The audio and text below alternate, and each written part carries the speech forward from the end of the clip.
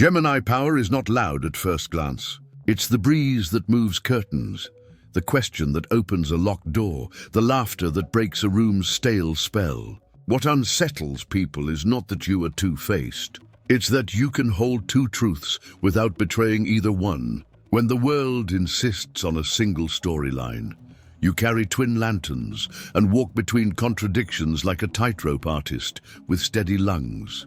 Some call it indecision. You call it fidelity to complexity. Power in you is motion with meaning. First, others resist the mirror you carry.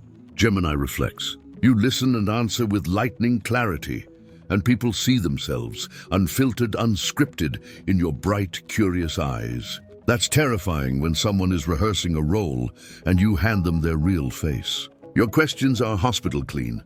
Your observations are surgical. You don't cut to harm, you cut to heal.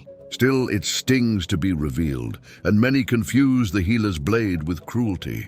Your mirror disarms pretense, and pretense fights back. Second, your mind moves faster than most hearts were taught to trust. You make leaps across gaps others are still measuring. You connect patterns like constellations the rest of us swore were only stray stars. Innovation is your native language and urgency your accent. People dislike what they can't predict, and your velocity bends conversations, plans, even destinies. This is where fear disguises itself as criticism. You're scattered, you're superficial, you're all talk. But your talk is a map, and motion is how you draw it into being. If this lands in your chest like a soft bell, subscribe to Signs and Secrets so you keep a steady light while we walk deeper into why Gemini love triggers the sky. Third, you can code switch between worlds without losing yourself. It feels like magic, how you go from poetry to policy, from grief to joke to prayer in a single breath. You translate, not just words, but vibes. You speak human to the lonely, possibility to the broken, and mystery to the cynic. Those who built their identity around being the one who knows feel threatened when you walk in and make knowing a shared fire. They mistake your gift for manipulation because they don't understand intimacy can be fluent. There is a fourth current moving under you. Your curiosity is holy disobedience. It says, what if the door isn't a boundary but an invitation? Rules were made for safety until they became prisons. You test each bar for rust. People who worship the bars forget why they were built. Your questions shake foundations, not to destroy the house, but to fix the crooked beams. So they call you troublemaker when you're actually a groundskeeper, saving the roof from collapse. Your power is not rebellion for rebellion's sake. It's the maintenance of living truth. Fifth, your presence invites attention and redistributes it. You are social gravity. The conversation tilts toward you and suddenly the quiet one speaks, the guarded one smiles, the bored one wakes up. That redistribution disorients the self-appointed center of the room. You do not mean to dethrone anyone. You simply open windows. But those sitting on shaky thrones feel every gust as disrespect. They project their insecurity onto your breeze, then blame the wind for their dust. Sixth, you are the trickster healer, the archetype that laughs with the wound until the wound lets go. You tease out insight by playing with the stuckness. Not everyone appreciates the holy jester. Some confuse tenderness dressed as humor with trivialization. They don't see that your laughter is rope lowered into the well. You're not mocking pain.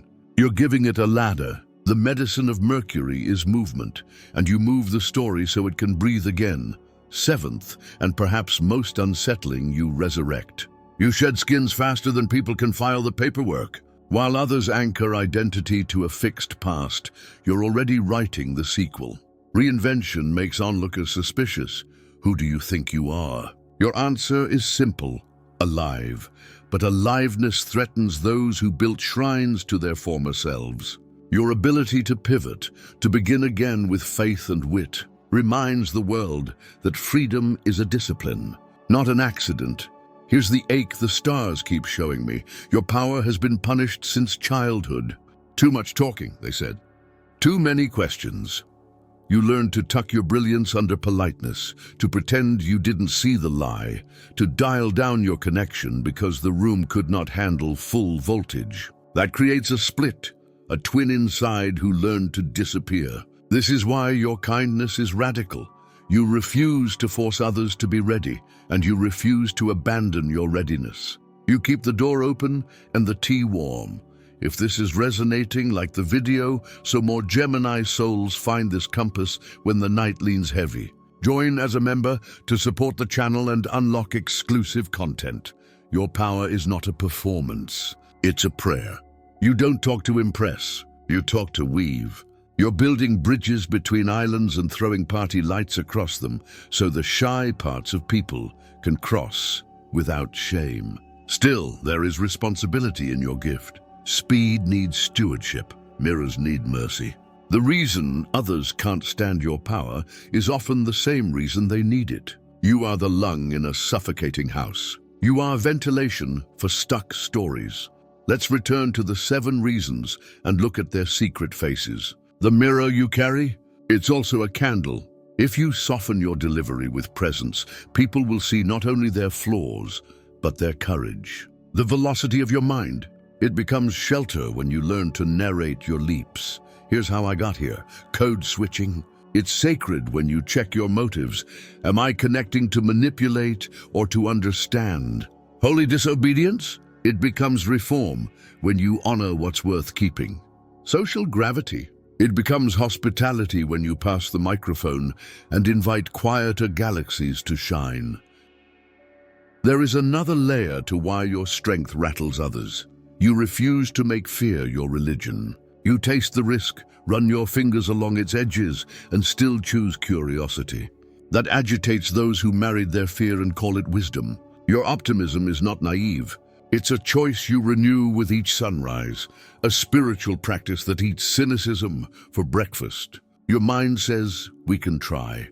Your heart says, we can survive the trying. People who prophesy doom mistake your yes for recklessness because their no has been their shield.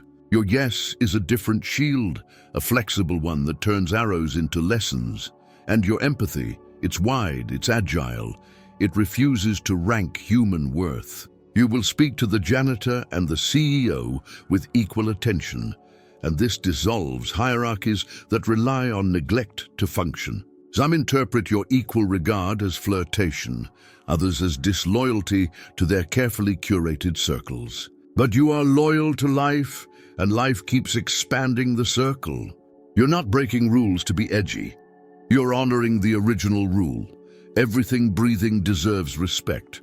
Gemini power is also storytelling power, the ability to name what's happening while it happens, to improvise meaning in the middle of chaos. That skill saves hearts during storms and irritates people who prefer their narratives embalmed. You don't let grief turn to stone. You keep it singing until it releases its lesson. You don't let joy calcify into entitlement. You keep it moving until it becomes gratitude. This is unsettling to anyone who treats feelings like trophies. You treat them like weather, honored, described, allowed to pass. You hold paradox kindly. You can love someone and still leave. You can be afraid and still show up.